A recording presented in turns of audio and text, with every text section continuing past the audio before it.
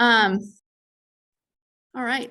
Hello and welcome to Mulch and Compost. We're here to talk about gardening today. I'm April Hines with the City of Everett. A lot of times people will ask, why is Public Works doing gardening classes? It's kind of some people don't always make the connection as to why we do it. The main reason why we do gardening classes is because we care a lot about stormwater and stormwater runoff and the water quality of stormwater. And a lot of what we do in our normal everyday lives can very much affect the quality of stormwater runoff. There's a really interesting stat that 75% of the pollutants that are in Puget Sound is from stormwater runoff. So one of the ways that we can all play a role in that is what we're doing in our yards and in our gardens and the choices we make. So we'd love to always have speakers come and talk about the importance of natural yard care. And so Lad's going to be doing some hands-on gardening. For this first hour, we're going to be having him mostly do his presentation, and then we'll probably say goodbye to the people online and do some hands-on stuff. I can't see it, or people online can't see, but he's already got some dirt and some stuff over here on the side ready to go, soil ready to go. So Laura, did you want to come up and say a few words? Yeah, I think I'll just do it from here.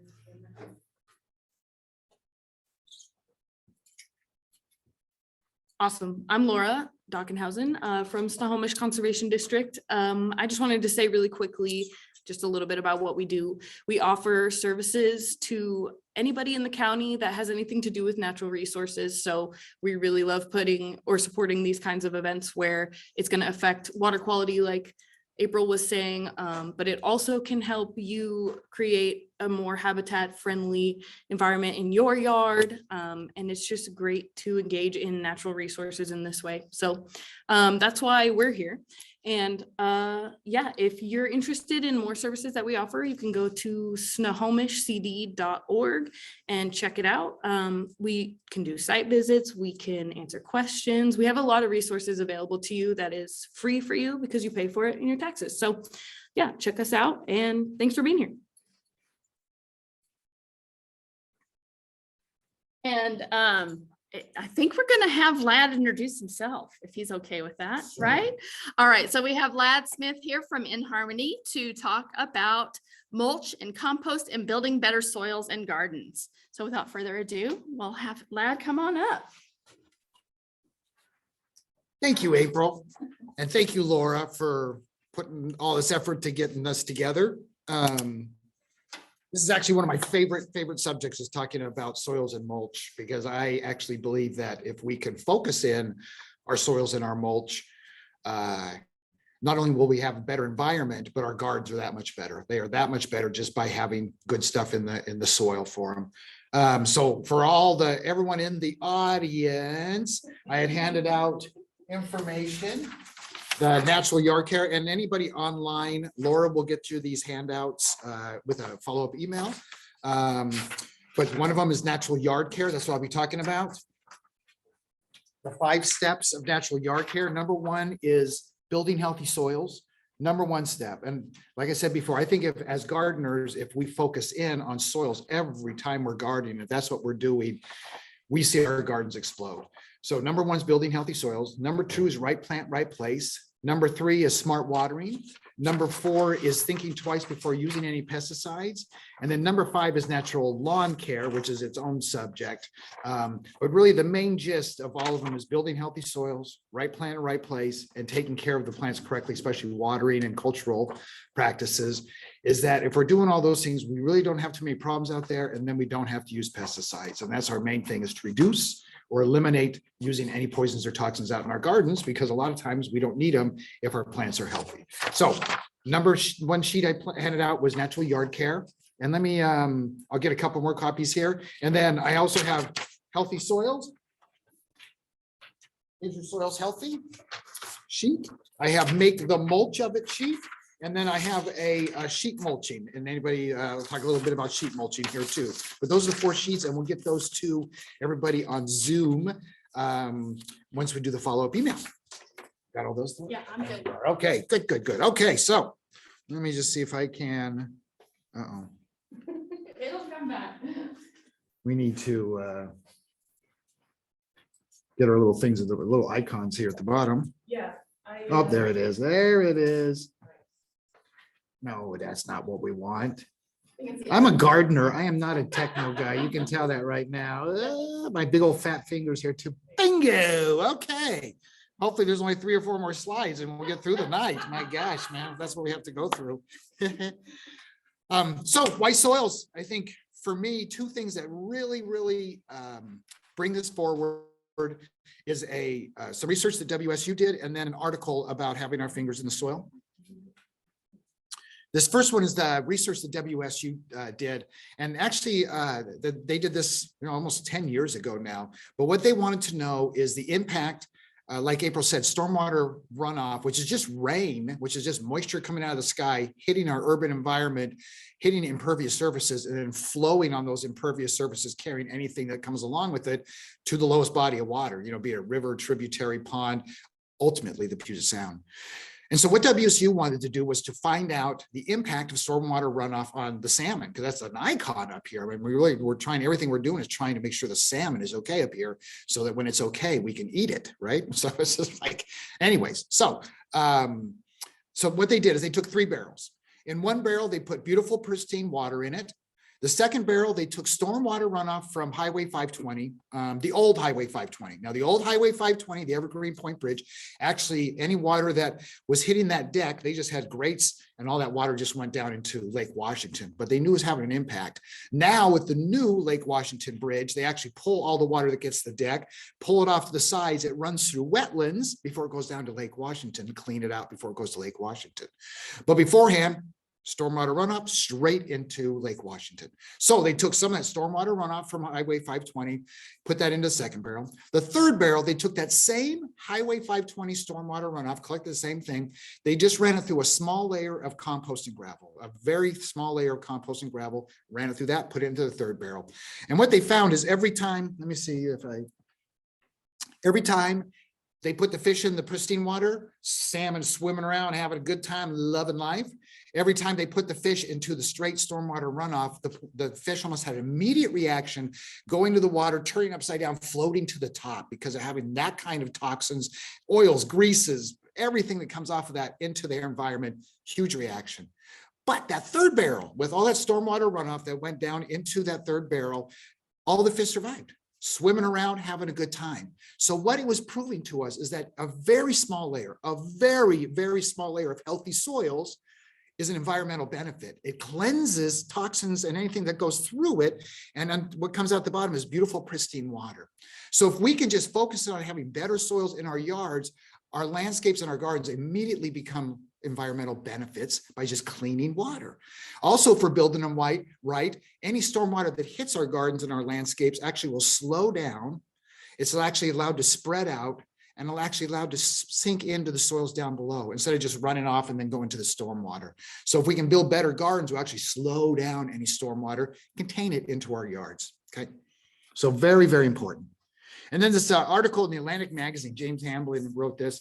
First of all, it's becoming very popular now, but a lot of times we'll go see our doctor, we're going, I'm all stressed out, work's driving me crazy. They'll say, you know what, your prescription is take a walk in a park, or your prescription is take a walk in a forest. As a matter of fact, over in Asia, it's called forest bathing. It's just literally just going into a forest and just allowing ourselves to let Mother Nature just be around us. You know what I mean? Because it makes us feel better. But they also did some studies, and they found that if we have our hands in soil for like just 20 minutes, just nice soil like this over here, that dark, rich, organic, I mean, just beautiful soil, just gardening for 20 minutes actually releases serotonin. So, you know, we're going, I'll show this like hoary, I'll talk about this a little bit later. Get home and you're just going, oh, the kids are driving me crazy, you know, it's like they're getting bees in school and my boss, I can't believe it. You garden for like 20 minutes and all of a sudden you go, you know, bees will still get them into college, right? That's okay. And my boss is under a lot of stress, so I should be a kinder. But it makes us better people by just gardening. It actually makes us better people by gardening in healthy soils. So healthy soils in themselves makes our environment better and makes us better people, better human beings in nature. Okay, so that's why soils are so important. Oh no, man, that was like the big thing, and then it's just like it fell right down again. Here we go. Okay, so if we can, what we would like to do is recreate in our gardens and in our landscapes, just like Mother Nature does in the forest around here, because we live in a temperate rainforest. Now, we have taken away a lot of the forest, so now we just have rain, okay? But if you go to the whole rainforest over there, beautiful, massive Doug fir trees and hemlock trees and western red cedars. I mean, massive trunks on these plants with an understory of like dogwoods and vine maples, and then an understory of that of like rhodies and azaleas, and then you have ferns, and then you have mosses and salals, like that. All this layering going on because number one, it slows water down. It's called interception, and that's the number one thing we can do is just slow water down coming out of the sky, so it just doesn't pound the environment when it comes in. So if we can do that, plant in layers, have nice soil down that we're planting in. This organic matter layer is mulch, and I'm going to talk about that here in a little bit, but Mother Nature puts down a layer of organic matter, renewing it all the time by leaves coming down, cones, trees, whatever falls down is left there for the soil organisms to break down to create beautiful soils so the plants grow better. Okay, so they work in tandem. So nice canopies if we can, nice topsoil, organic matter, and what all this creates with all the microorganisms over there is beautiful soils, beautiful healthy soils that can take in water and release it, and all the plants have everything they need. Okay. Our challenge is a lot of our urban environments, we take away all of the good soil, we get it down to hard pans so we can put down houses and streets and sidewalks and everything else, but we don't bring all that good soil in. And usually that good soil is like 3.5 to 4 feet worth of good soil that Mother Nature's built up over eons of time. We get it down to almost just hard pan, and then we throw a little skiff of soil, throw some plants in it, and we're expecting our plants to do very well. And they're not going to because they don't have good soils. It's almost like having barren earth. And in Mother Nature's world, you have barren earth for a while. The rains pound on a little bit, a couple plants get on there and grow. As those plants grow and die, they add organic matter to that soil, and then get a little more rain, a little more plants, a little more plants dying. And it's like a slow process, but over time, as that happens, we build up a layer of organic matter on the soil surface, and the soil horizons down below get better and better and better just by Mother Nature's organisms doing her work, okay? But it's not just better environment, it's better plants. It's better plants. This is what we want to grow. This is like what we usually grow on this little glacier till, the one on the left-hand side, there's gray soil. It's gray soil. That's not very good soils, but the plants are still growing, right? You have zinnias there. You have a little pepper plant. The difference between that one and the one next to it is that they amended compost, which means just adding compost to the soil before planting, amending it in, and then they mulched around the plants. And anything is mulch. All mulch is covering up the soil surface with material, okay? It's organic matter is my favorite, but some people use rocks, some people use shredded tires. There's a lot of things you can use as a mulch, but I like to use organic matter. But what they did here is they amended the soils first, put the plants in, and then mulched around the plants so that they have protecting that soil. And look how much better those plants are. The zinnias there is like 3 times as many flowers. The pepper plant is huge and has flowers and fruits all over it. That's what we want. That's what we want in our gardens. These plants survive.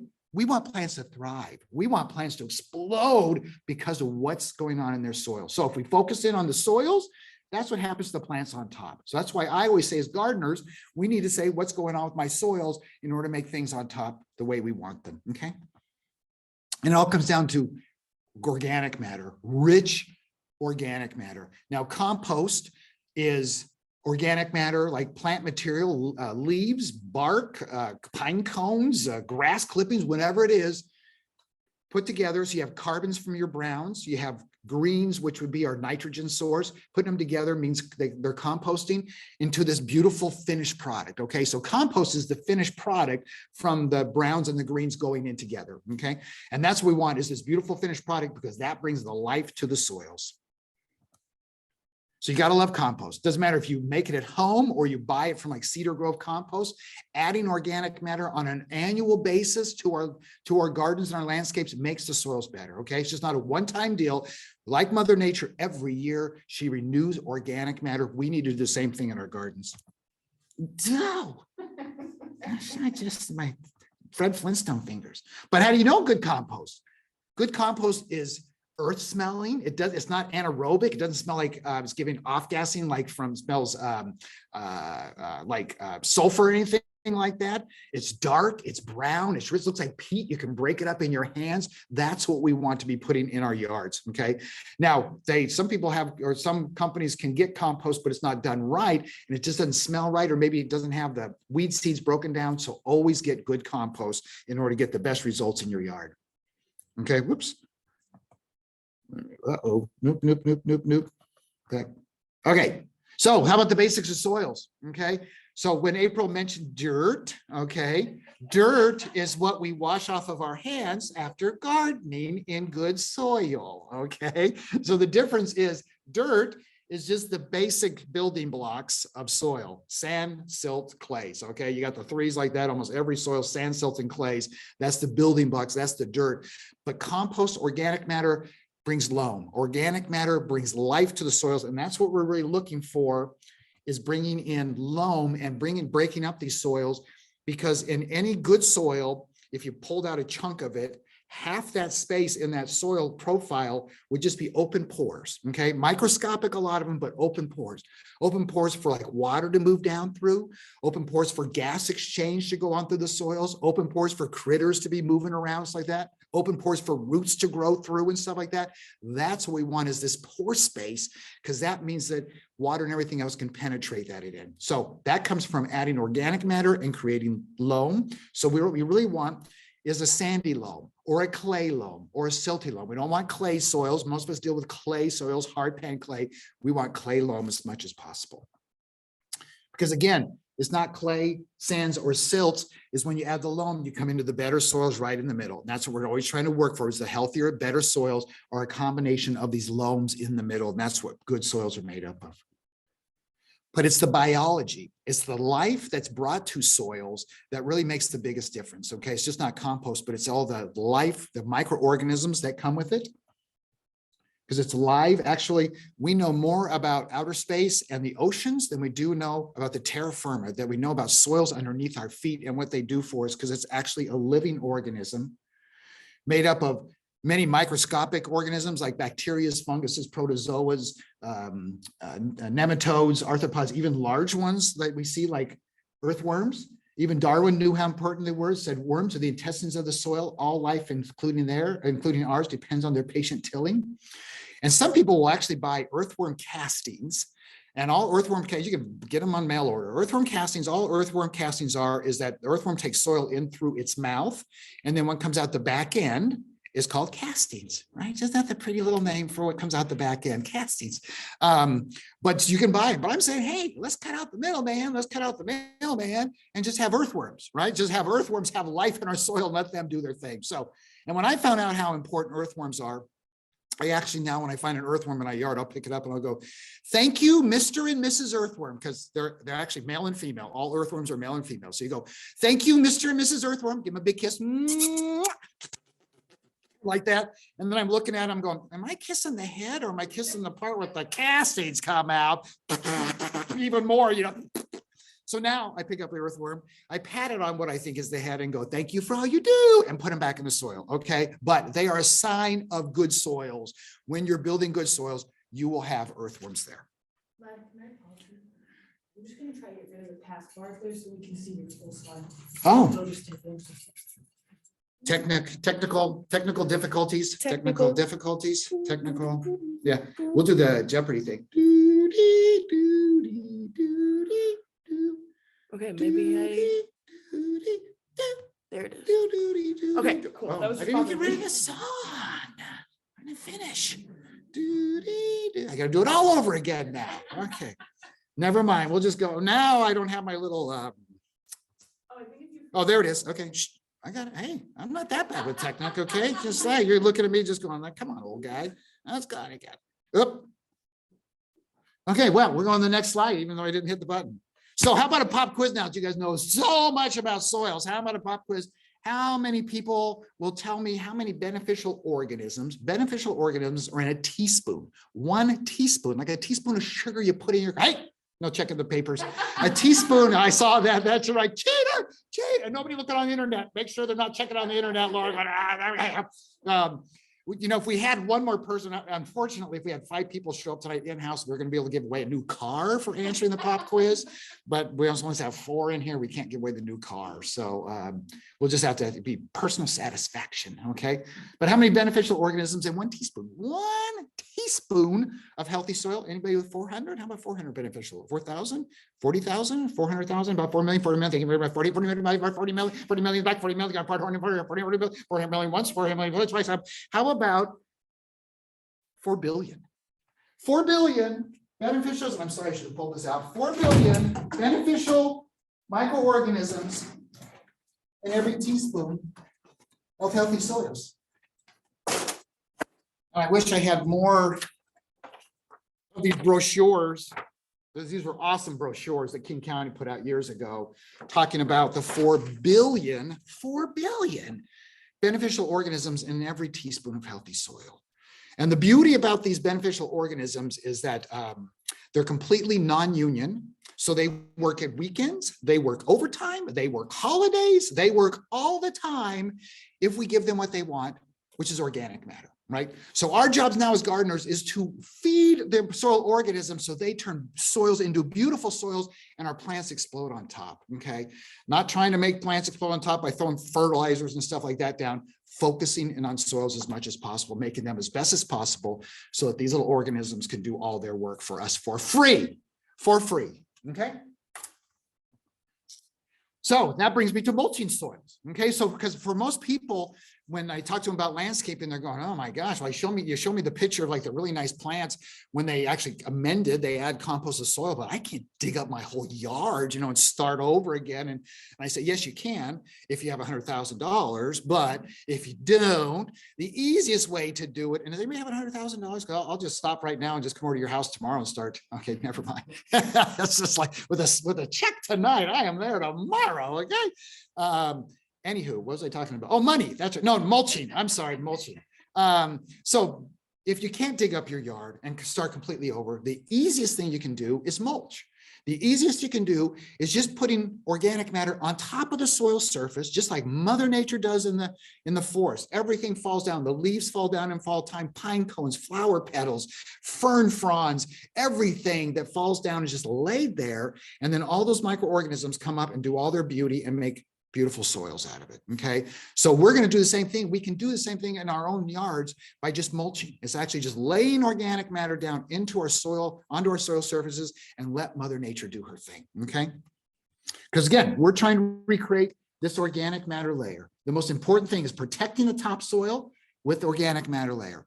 And I'll tell you a quickie too, just as an aside, is that you'll have better weed control in your yards by mulching. Okay, because Mother Nature around here in the Pacific Northwest, any bare soil she needs to cover up to protect it from the harsh rains. Okay, so that's why she puts moss everywhere. That's why she puts all these winter annual weeds coming up. So if we have bare soils, we're inviting all those weeds coming in because Mother Nature is protecting her soils. So if we weed and protect the soils with mulch, when we're weeding, and protect the soils with mulch, we'll have less weeds out there because Mother Nature doesn't have to explode out there trying to protect the soils. We're doing it for her, okay? So gardening is a lot easier when we're not having to weed as much. Mulching will give that to us.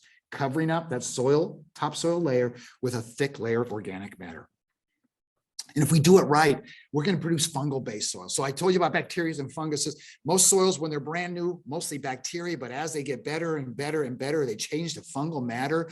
If we're adding the right organic matter, and I'll talk to you about that here in a little bit, you'll actually roll over a rock and you'll see fungal hyphae running under there, or something going over a leaf. And that means you're doing fantastic work on creating beautiful soils, fungal-based soils, which are most sustainable soils. So again, instead of starting over from scratch and beating it all up and adding little bits of layer, we have the ability with mulching to come in and add good amounts of layer on top of that soil and accelerate this process, okay? So the number one positive characteristic of mulching is building soils, which is the number one thing we need to be doing in our yards and the number one thing that we need to be doing in the natural yard care to protect our soils, to have better gardens and reduce stormwater runoff. But other positive things about having good mulch is that they actually will moderate the temperatures year round. So like when the temperatures are really cold in the winter and you have mulch, it keeps it warmer so the roots are better. And when it gets really hot, like we've seen our summers coming on, by having a good mulch layer on our soils, it keeps the soils cooler in the summertime. I was listening to Cisco Morris and he said, if we hit 90 to 95 degree weather temperatures outside, but you have 3 inches of mulch on your soil surface, your soil temperatures stay between 70 and 75. And that's prime, perfect time for roots. They are very happy in those temperatures. You take that mulch off and they're frying in 90 to 95 degrees, plants really suffer out there. So plants in the forest don't do as bad as they do in our landscapes because they have that mulch out there all the time. Our landscapes a lot of times do not have that mulch. And really the number one thing for mulches around here is it protects our soils from our harsh winter rains. It slows water down. It allows water to spread out and allows water to sink in and hopefully going into good soils down below and cleansing those good soils down on the other side. So you got to love mulch. You got to love mulch. It should be our number one gardening chore is mulching, not pruning. And I'll talk a little about weeding. We can do weeding. We got to mulch immediately afterwards, but it should be mulching, should be protecting our soils and let our plants explode. But you got to have fun, right? Gardening should be fun, right? So even mulching, this is like, if we're going to do it, just make it enjoyable. You know what I mean? We spend a lot of time just being busy. I actually have some good friends who are garden designers, and I have some friends who live in England. And when a friend came over from England and they were looking at some of our gardens, the lady from England said, she goes, all you Yanks have benches in your yards, but you never sit in them, you know? And it's just like, because we're busy. And it's usually just kind of keeping the weeds down and stuff. So making it fun, doing it better so that it's less work means that we have more enjoyable gardens. Okay. And if you're going to do it professionally, I'm going to show you that here in like a little demo too. You got to do it professionally. For most mulching, most of the work comes from the fine tuning. It's not just throwing a bunch of mulch out there. It comes from doing it right to protect your plants. So if you have a crown of your plant, like here's your soil surface and you have your plant right here, you'll mulch right to the soil surface where the crown is. But once you come out from that canopy of the foliage, you come up to your 3 inches of your good mulch, right? So what you don't want to go around your crown with any mulches because you'll rot that plant off, right? So that means we call it feathering out. You come in close to the plant when you're close to the plant and the crown, and right when you come out of that canopy of foliage, you get your mulch up to your 3 inches to 4 inches for your good weed control, okay? So a lot of the work in mulching is really just doing that fine working around your plants. Make sure the plants that are there are already good, but keeping the levels of your mulch in the other places thick enough that you're going to have good weed control. Okay. And good weed control is usually 3 inches minimum of mulch. 3 to 4 is really good. And if you're going to mulch right now, it's perfect time for mulch because all our soils are really hydrated with water and stuff. But if someone decides they want to do it later, if our soils start drying out, you need to hydrate your water before putting your mulch on top of it, or you cause yourself problems. Okay. So really mulching, best time to do it is fall and winter. And I'll talk about that here in a little bit. Okay. I give everybody a sheet mulching thing. Sheet mulching is probably the easiest thing to do. Like, let's say out here on this hillside, we're going, you know what? I hate mowing that thing. It just doesn't work. I want to put some flowers and some plants out there, but how can I dig up all those plants? Or I'm gonna have to use weed killer to kill them all. No. You sheet mulch. What you do is you take newspapers or thick cardboard. I went to like Judd and Black and you get like dishwasher and refrigerator boxes, huge space they take up.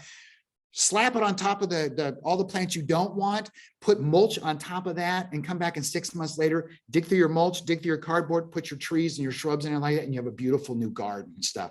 But you don't have to use poisons, you don't have to use weed killers, and you don't have to dig all those plants up by hand. You just let them die underneath the cardboard because they're not getting any sunshine. Okay, so I gave everybody a thing about sheet mulching, another sheet and stuff like that, but it gives you some more information just to do it correctly and stuff like that, how to layer it out.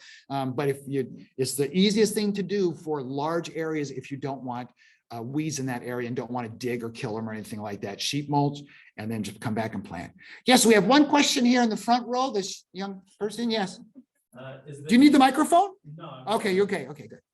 Is the ink from the newspaper bad at all? Or? Great question. That was in the past, but now almost all newspapers use vegetable inks, so no problems at all. But that was a challenge. And I don't really like to use like the inserts, that like glossy inserts. I just like to use the newsprint if I'm going to do it. But really, with newsprint, you got to put down really thick. It takes a lot of newspaper. get cardboard, big chunks of cardboard. Like this hillside, you could have like 10 boxes. It's almost all covered up, quick and easy. You can just mulch on top of it. So Doesn't matter what kind of cardboard, like some cardboard has like a glossy layer over it and some is just a bare. yeah, most cardboards are okay, but you want to take the tape off of them because the tape does not decompose. You'll be finding tape in your garden and stuff like that. And I haven't heard any problems with like if it's really glossy, probably not like, some of the like comes for the packaging, but anything like I said, dishwashers, that kind of cardboard or anything like that, TVs and everything like that, that's okay. Good cardboard. Great question though. Thank you. Okay, so let's talk about mulch types because again, mulch, we can do a lot of mulching. I talked that I like to use organic matter things. I like things that break down, add to the soil, but rocks are used as mulch, shredded tires. There's a lot of things that people use as a mulch. Mulch just means something covering the soil surface. Okay. But I'm going to talk about organic ones mostly. For smaller plants, annuals, perennials, or vegetable beds and stuff like that, compost. It's probably the best thing to do is just compost. It's fine and stuff like that. It adds to the soil really quickly and stuff like that. So you can really get some good results by mulching around that. And usually those are small plants. You want to get good compost around that to really give them a good start. But you want good compost again, dark, rich, earthy smelling, earthworms and stuff like that. That is material you want to be putting down in your yards. Now I'm going to pass around some of that. They sell large chunk barks.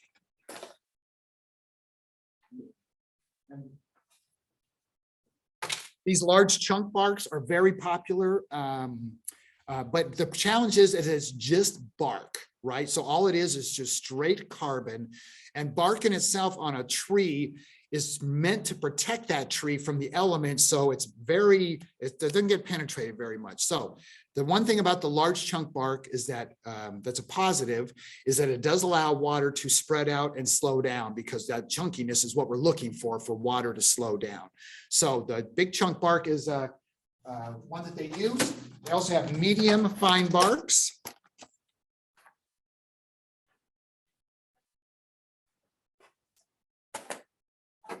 And then they have super fine barks. And again, all these are just mostly fir barks, hemlock, but it's just straight carbon. And I've seen on the super fine and the fine barks where they actually can compact down and make like a layer that's impervious for water. So I do not recommend using any fir barks. They have colored barks now, blues, blacks, reds. Like, no. We don't need to bring those kind of stuff into our yards either. But so they have that. They have the medium fine barks again. They have the super fine barks. I do not recommend those. Are very highly available and stuff like that. A lot of places have them, but really, I think for what we're looking for is we're looking at something that's been composted or starting to break down to add the life to our soils. And that's why if we're going to use bark mulch, I like composted bark mulch. Okay. And if you go to the Snohomish County, the county website, they actually have a list of providers of composted bark mulches. Where's my composted bark mulch? This is a really nice product. This has been in there for a little while, but it's chunky and it's organic matter. It's dark and it adds soil, adds life to the soil. And I really like the composted black mulch for how it looks with plants too. I mean, the plants just pop with this a lot better than a red bark or anything else. Just that black color with all the colors in the landscapes like that really look good. So I love the composted bark mulch. There's a couple other products that are available. One is called chicken. These are with wood shavings or sawdust. One's called chicken and chips. The other one is called Fertimulch, and one of it is made, I believe, the Fertimulch is with cow manure, where the chicken and chips is made with chicken manure. But again, so it's some nitrogen and some carbon in it. They have a nice look. But sometimes I found them, again, they're a little too fine and they don't break down as well and they start forming an impervious layer. So if they're scratched a lot and stuff like that, they work okay, but really the composted bark mulch is the number one thing to do. If we can, leaves, every year we get leaves. So I need to pass around the leaves. Does anybody know what a leaf looks like? Are you guys okay with that? Okay, so you guys are okay with the leaf? I brought some just in case though. People are going, I've never seen a leaf. Would you ship me? But leaves are Mother Nature's annual renewal of organic matter, right? I mean, that's what Mother Nature does, is just come down with this blanket of leaves. And for her, it's a soil protector. It protects all the soils from the harsh winter rains. actually adds that layer to protect the roots for the cold temperatures and stuff like that. Mother Nature's plan is that leaves go down and stay on the ground. We're just very tidy. We just want to keep things clean and stuff like that. But nowadays, what I tell people is that get all your leaves, get them off the lawn because it'll kill the lawn. You don't want to kill your grass with leaves, but leave them in your beds, put them in all your beds and just leave them there. If you're thinking that it's going to blow around, you're going to have some problems. And that's when you want to come back like a little bit of compost on top of those leaves just to hold them down until they get wet and then they'll stay there and stuff like that. But leaves are the number one thing for adding good organic matter to our soils for free. And we don't have to do anything. We just let them fall out of the sky and leave them in our yards. Okay. They're a great compost pile starter because that's our carbons. So you can use leaves and get some grass clippings and you have some really good compost going and stuff. So please leave your leaves in your yards. Don't rake them up. Don't send them to yard waste and stuff like that. Use the leaves. Now, a couple caveats with that. If you have plants that are diseased, and then you want to get rid of those leaves. So if you have apple trees that have a bunch of powdery mildew on it or something like that, remove those leaves and give them to the yard waste or something, because most of our home compost piles don't get hot enough to kill some of those things, right? But anything more than that, just leave the leaves down as much as possible, okay? But my all-time favorite mulch is arborist chips. And arborist chips, all arborist chips are the what comes out the back end. All arborist chips is that when the tree companies go around and they limb or take down trees and they run it through their chipper shredders, and that's what arborist chips is the product that comes in after they run through the chipper shredders. The beauty of arborist chips is that it has greens. It's usually either fir or hemlock needles or something like that, or leaves off of the trees, and it has bark. So it has the greens and the browns. So actually arborist chips make a little compost pile on your soil. They start breaking down immediately and adding to the soil. Absolutely phenomenal what they do. And they bring in the fungal growth. The arborist chips are the fungal growth. So that's what you want to be bringing into your yards. So that's why arborist chips are really the best thing to do. So again, it's everything that comes in they run it through that chipper shredder, goes in the back of their trucks, and then they usually have to take it somewhere and dump it and pay money for it. You can get them from a couple places. You can go on to Plant Amnesty, which is a fantastic organization to teach about proper pruning and not mutilating trees. And they have a list of approved arborists in there that you can get arborist chips from. But they also have this service now, www.getchipdrop.com. And what it is a website that hooks people up who want arborist chips and the tree companies that have arborist chips, and they give them to you for free. They give them to you for free. Okay, so you go on the website, you register, and then when there's a tree in your neighborhood that's doing work, they will bring you the chips and drop it for free. Now, since it's for free, you might get 2 yards, you might get 15 yards. Okay, it's like you get what's in the back of the truck, right? But what I tell people is that if you get a big load and you don't have room for all of it, what you do is you go over to your neighbors and you go, you know what, I just paid $200 for this load of chips. For $50, you can have as much as you want. Okay, something like that. Make a little money off your neighbors by getting your chips, okay, until they find out you can get them for free, and then you're in big trouble. Okay, but now if you give them a little money, like throw them $25 or something like that, they'll get to you quicker. Okay, so they get to you when they're in the neighborhood. It's free, so it's kind of a convenience thing, not like ordering something and having it delivered the next day unless you give them a little cash. Okay, now if you're going to get the chips, tell them you want clean loads. Okay, clean loads. There'll be no holly, there'll be no ivy, and there'll be no blackberry. You don't want to bring those into your yard, or those can become an invasive weed problem. Okay, they know what it means. So just say, I want a load, I want a clean load, and they will know they won't bring you any of those plants if they're cutting those into those plants when they're out doing their work. Okay, but fantastic service. And they're one of the most wonderful things that you can use, because arborist chips, they fluff up really fast. You can put 4 inches of arborist chips down so easy, compared to like 4 inches of compost. There's a lot of compost that you have to move around wheelbarrows and wheelbarrows to get you 4 inches. You can put down 2 or 3 wheelbarrows of arborist chips and whoop, you got 4 inches everywhere. It's absolutely phenomenal. I love arborist chips. Okay, so again, all these things, we are recreating the organic matter level on top of our soils. That's what we're trying to do, just like Mother Nature does. And then let all those beautiful microorganisms down below do their work. Okay. Any questions? There was one online.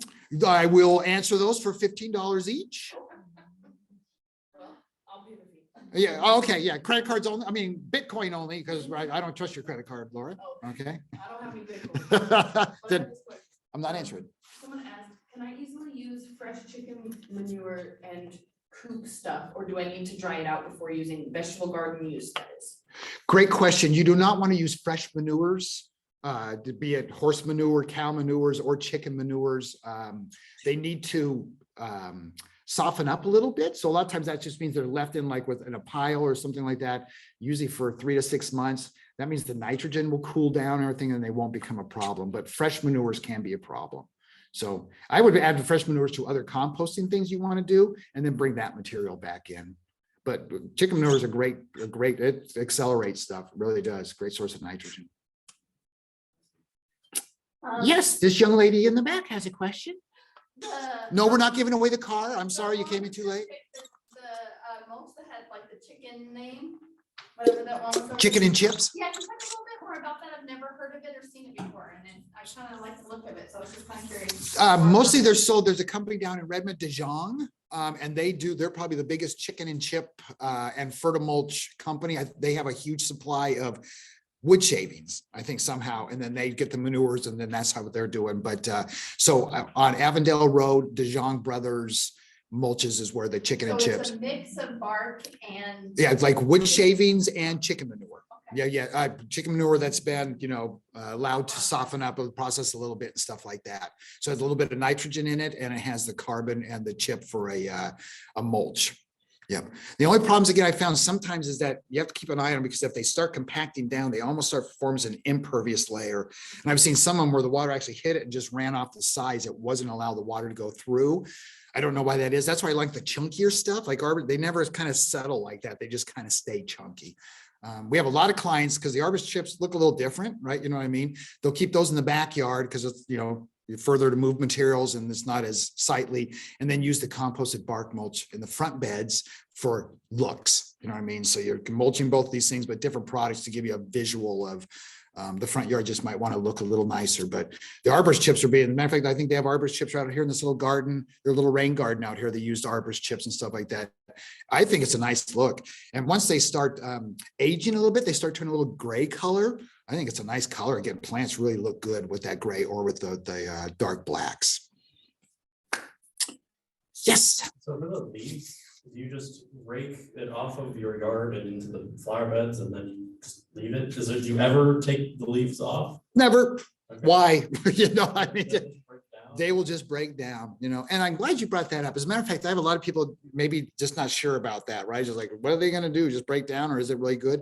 But matter of fact, right now might be a good time. If there's any leaves still left in your yard from fall time, go in there and just pull them back, pull it off the soil. And what you'll probably see is that the soil underneath is darker immediately because the tannins from just a little bit of winter rains from those leaves have darkened up the soil a little bit. So it's not that gray color, it's a little nicer color, but it'll be a little more crumblier. You'll actually see like that the topsoil at the top is starting to be broken up a little bit because those soil organisms are doing their thing. So even during the cold temperatures, even during the harsh rains, even though it's only been 3 months, the soil organisms are doing their work underneath, and you'll see better soil start created. And underneath the leaf, you pull it back, you might even see an earthworm. I mean, because if you build it, they will come to it. It's absolutely amazing and stuff. But now, if they're big leaves, like big leaf maples or some of those other ones, some people will put them on their lawns and run the lawnmower over them, kind of break them up a little bit, then toss those into the beds, just so you don't just cake down so much and stuff like that, but leave them in the beds, leave them in the beds. It's what Mother Nature does, right?